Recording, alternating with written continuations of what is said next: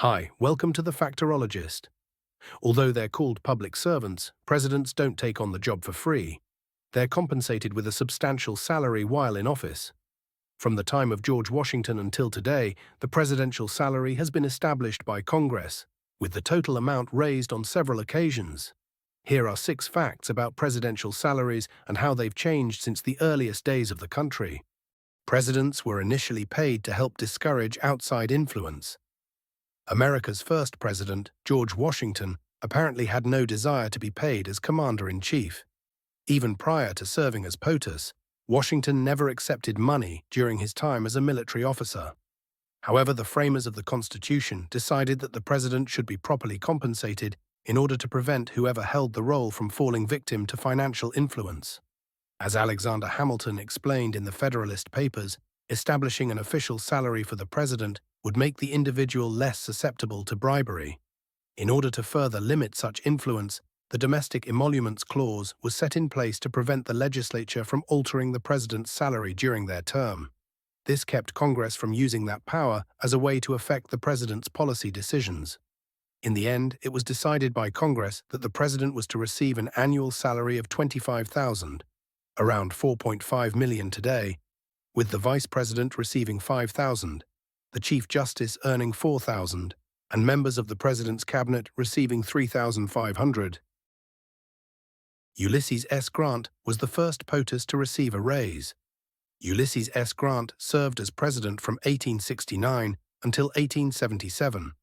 On March 3, 1873, Congress passed a law that was referred to by its deriders as the Salary Grab Act. The law awarded retroactive pay raises to departing members of Congress, raised the salaries of incoming members of Congress, and doubled the president's salary to $50,000 per year. It was the first presidential salary increase in American history. The act was signed by President Grant just hours before he was set to be sworn in for a second term. The signing was deeply controversial, but the pay raise stuck, and presidents continued to earn $50,000 annually until the position's salary was raised yet again in 1909. Babe Ruth was the first athlete to earn more than the president. From 1909 through 1948, the U.S. president made $75,000 annually, beginning with the administration of William Howard Taft.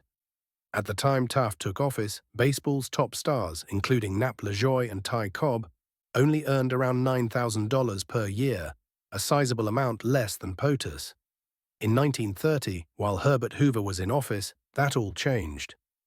New York Yankees slugger Babe Ruth was given a whopping raise and signed a contract that earned him $80,000 a year, becoming the first athlete to rake in a higher salary than the president.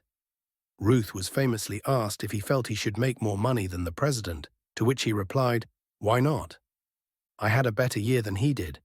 In 1949, the U.S. president's salary was increased yet again to $100,000, but by that time, Hall of Fame baseballers Hank Greenberg and Joe DiMaggio were already earning that much per year. Harry Truman was the first president to receive an expense allowance.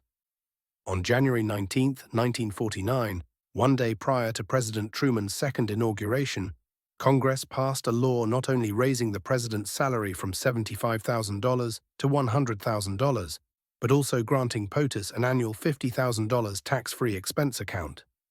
That allowance was later made taxable on October 20, 1951. Though it's since fluctuated between non-taxable and taxable status, it's currently non-taxable. Over the course of subsequent presidential pay raises, this expense account has remained in effect all the way to the modern day.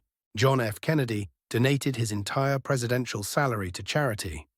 When JFK took office in 1961, he was the richest individual to hold the role.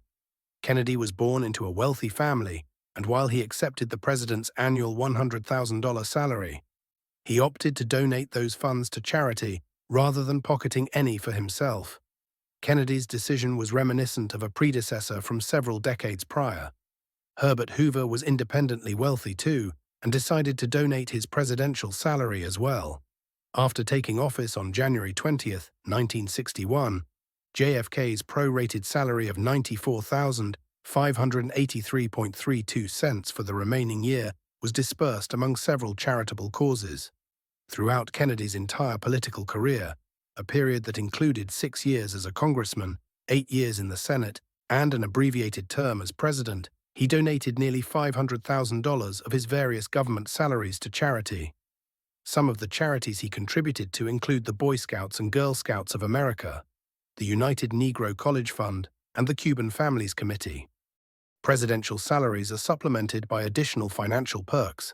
In 1969, Congress raised the presidential salary to $200,000, and in 2001 it was doubled to $400,000. In addition to these substantial amounts, each president's annual compensation is supplemented by a number of financial perks.